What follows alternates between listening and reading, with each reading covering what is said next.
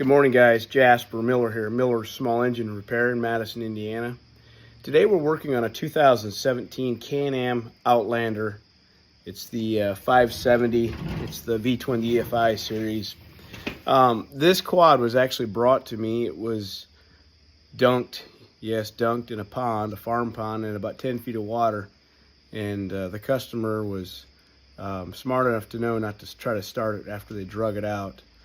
And I'm going to be posting some videos on the YouTube channel, so be looking out for those. You'll find it interesting. Some tips, if that happens to be you, if you dunk it in a creek, submerge it, some things to do that can basically save you thousands of dollars.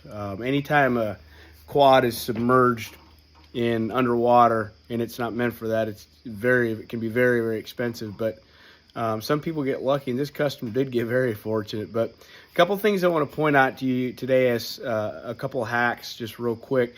The first one is I have customers asking me about tires. We sell a lot of ATV, UTV, and dirt bike tires, as well as pickup truck tires. But one of the things I want to point out today on these Can Am Outlanders, the rear tires, if you look, are supposed to have a 25 by 11 by 12. And people often ask me, what size tire can I go with? Can I go with something a little bit bigger? The answer to that is yes, you can. But there's a couple things you need to take into consideration. Number one, what kind of riding are you doing? Number two, are you planning on, are you doing any road riding? And number three, I would say, is this something you're going to be hauling a lot of weight with? That would be the third thing. So weight has a lot to do with suspension, compression of the suspension. And the reason that's important, because anytime you modify something, you always have to modify something else. That's just a rule of thumb. That's a rule of life. Anytime a modification is made in one area, then modification must be made in another area usually. In this situation, a modification did not have to be made technically, but I'm going to show you exactly what I'm talking about. I did make a few stock changes, but no aftermarket changes. So the first thing I want to point out, like I said, this tire, the rear tire for a 2017 Can Am stock size, is a 25 by 11 by 12. As you can tell, I went with a 26 by 11 by 12. One of the things you want to look at is your clearance between the tire, your spacing. I've got plenty. One of the things that you need to do if you decide to go with that, these are a Tusk, I can't even remember, Tusk Mud Force. Great tire. They're on the front as well. I sell a lot of Tusk tires. They're from Rocky Mountain. We're a Rocky Mountain dealer. Great tire. They've done really well for us. They hook up good. They're fairly aggressive, but not extremely aggressive to the point where they just wear really bad. But one of the things you need to look at is when you go to an oversized tire, there's manual suspension adjustments. One of the things you need to do is take that suspension and adjust it up as high as you can. What does that do? It allows the quad to be raised to give you clearance. So with a 25-inch stock, 25 by 11 by 12 tire, the stock tire is going to be 25 inches high. That means the total height of the tire will be 25 inches tall. So we've got plenty of clearance here, but that also affects the height this way, from here to here. So we must take that into consideration when we're looking at tire sizes. So one of the things that we did was made this adjustment all the way around on all four shock suspension mounts. And there's a tool that I like to use. Once again, it's a Rocky Mountain tool that I've purchased. It's an adjustable shock tool.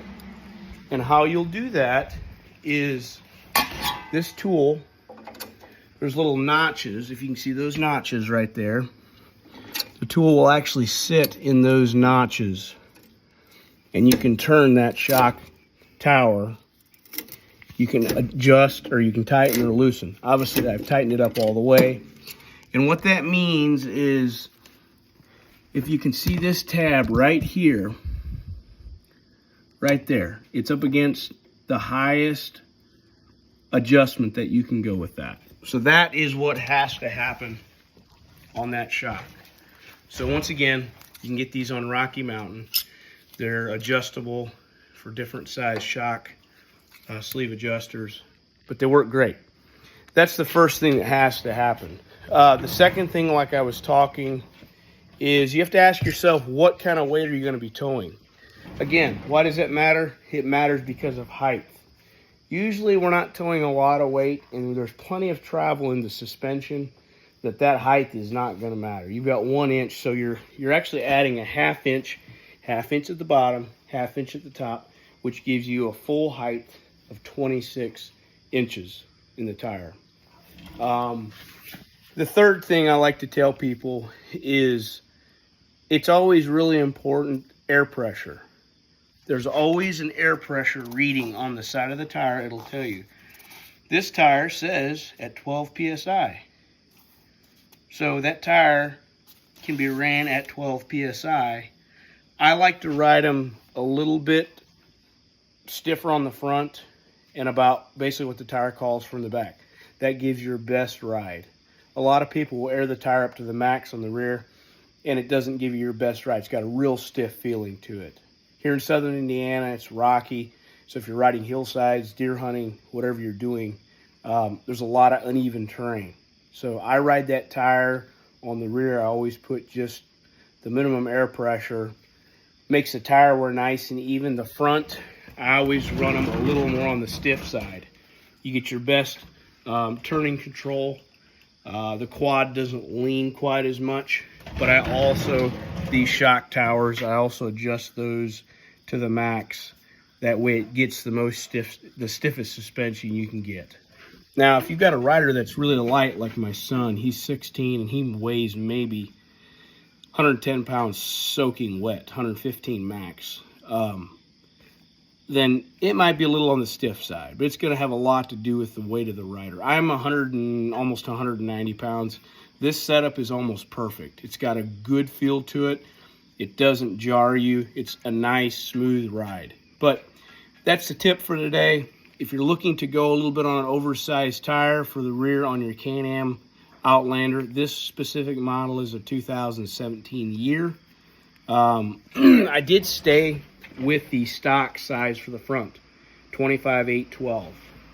Part of the reason why I went with a 26-inch is in this specific tire, in the Tusk Mud Force, they did not offer a 25 by 11 by 12. So I bumped the customer up to a 26, which it worked out great. But you got to do a little bit of math. You got to figure out, once again, height, clearance for your fender, and then the third thing you've got to remember is in your suspension, do you have the room, or do you have the width? If you go too wide with this tire, like if, let's say, the width on this tire is an 11-inch wide, so what that means is from here to here, you're going to have 11-inch wide stance, or the width of the tire. So you can tell I've got about an inch clearance there. If I would go with a 12-inch wide, that would probably not work because it was rub against the side of that shock tower. Now on the front, when you look at that as well, one of the things you got to really be careful of is on the inside. Anytime you go a little bit wider, if you've got guards, rock guards, the tires can actually rub against. So there's engineering that's been done from the factory. The engineers have figured out exactly what size tire is perfect for that quad. Anyway, phone's ringing already this morning. God bless you. Have a good day.